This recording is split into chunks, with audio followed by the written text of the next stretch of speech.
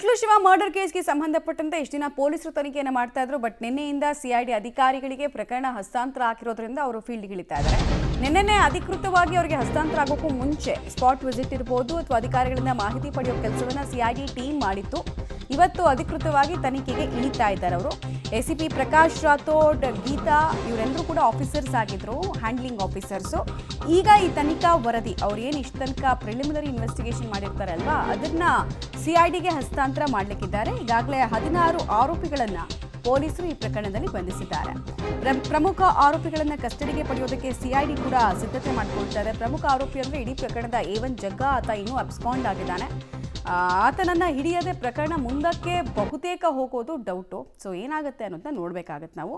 ಕೋರ್ಟ್ಗೆ ಇವತ್ತು ಅರ್ಜಿ ಸಲ್ಲಿಸಿ ಈ ಬಾಡಿ ವಾರೆಂಟ್ ಮೇರೆಗೆ ಈ 16 ಜನ ಏನಿದ್ರು ಅರೆಸ್ಟ್ ಆಗಿದ್ದಾರಲ್ಲ ಅವರನ್ನೆಲ್ಲ ತಮ್ಮ ಕಸ್ಟಡಿಗೆ ತೆಗೆದುಕೊಳ್ಳೋದಕ್ಕೆ ಪ್ರೊಸೀಜರ್ ಪ್ರಕಾರ ಪ್ಲಾನ್ ಮಾಡ್ಕೊಳ್ತಾ ಇದ್ದಾರೆ ಸಿಐಡಿ ಅಧಿಕಾರಿಗಳು. ಸಿಐಡಿ ಮುಂದೆ ತಲೆಮರೆಸ್ಕೊಂಡಿರುವಂತಹ ಜಗ್ಗನ ಬಂಧನ ಮಾಡೋದೇ ಅತಿ ದೊಡ್ಡ ಟಾಸ್ಕು.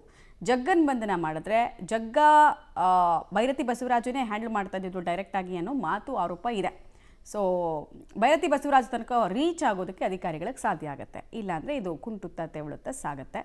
ಬಟ್ ಆತ ಕೂಡ ಏನು ದುಬೈನಲ್ಲಿ ತುಂಬ ದಿನ ಇರೋದಕ್ಕಾಗಲ್ಲ, ಯಾಕಂದರೆ ಆತ ಹೋಗಿರೋದು ಟೂರಿಸ್ಟ್ ವೀಸಾ ಮೇಲೆ ಅನ್ನೋದು ಬಲ್ಲ ಮೂಲಗಳಿಂದ ಮಾಹಿತಿ.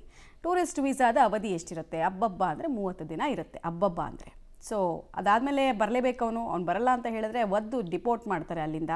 ಹೀಗಾಗಿ ಕುತೂಹಲ ಇದೆ. ಆಮೇಲೆ ತಲೆಮರೆಸ್ಕೊಳ್ಳೋ ದೇಶ ಅಲ್ಲ ದುಬೈ. ಸೊ ವಾಪಸ್ ಬರಬೇಕು. ಇಲ್ಲಿಂದ ಬಂದಮೇಲೆ ಇಲ್ಲಿ ಆಲ್ರೆಡಿ ಎಲ್ಲ ಏರ್ಪೋರ್ಟ್ನಲ್ಲೂ ಕೂಡ ಅಲರ್ಟ್ ಕಳಿಸಿರೋದ್ರಿಂದ ಅಧಿಕಾರಿಗಳು ಆತನನ್ನು ವಶಕ್ಕೆ ಪಡೆಯೋ ಸಾಧ್ಯತೆ ಜಾಸ್ತಿ ಇದೆ. ಏರ್ಪೋರ್ಟ್ ಇರಲಿ, ಬಂದರ್ ಮಾರ್ಗ ಇರಲಿ, ಯಾವುದೇ ಮಾರ್ಗದಲ್ಲಿ ಬಂದರೂ ಕೂಡ ಆತನನ್ನು ವಶಕ್ಕೆ ಪಡೆಯೋ ಸಾಧ್ಯತೆ ಜಾಸ್ತಿ ಇದೆ. ಅಥವಾ ಅಲ್ಲಿಗೆ ಹೋಗಿ ಕರ್ಕೊಂಡು ಬಂದಿರೋದು ಕೂಡ ಇದೆ. ಇತ್ತೀಚೆಗಷ್ಟೇ ಮಂಗಳೂರಿನಲ್ಲಿ ಒಂದು ಪ್ರಕರಣ ಆಯಿತು. ಈ ಸೌದಿನಲ್ಲಿ ಎಲ್ಲೋ ಕೂತು ನಿಮ್ಮನ್ನು ಕೊಲ್ತೀವಿ, ಇವ್ರನ್ನ ಕೊಲ್ತೀವಿ ಅಂತ ಹಿಂದೂ ಮುಖಂಡರಿಗೇನೋ ಥ್ರೆಟ್ಗಳನ್ನ ಹಾಕ್ತಾ ಇದ್ದ ಸೋಷಿಯಲ್ ಮೀಡಿಯಾ ಕೀಪಾರ್ಡ್ ವಾರಿಯರ್ಸ್ನ ಅಲ್ಲಿಂದ ಎತ್ಕೊಂಡು ಬಂದಿದ್ರು ಪೊಲೀಸರು, ನಮ್ಮ ಮಂಗಳೂರು ಪೊಲೀಸರು. ಹೀಗಾಗಿ ಬಯಸಿದರೆ ಪೊಲೀಸರು ಅಲ್ಲಿಗೆ ದುಬೈಗೆ ಹೋಗಿ ಕರ್ಕೊಂಡು ಬರಬಹುದು.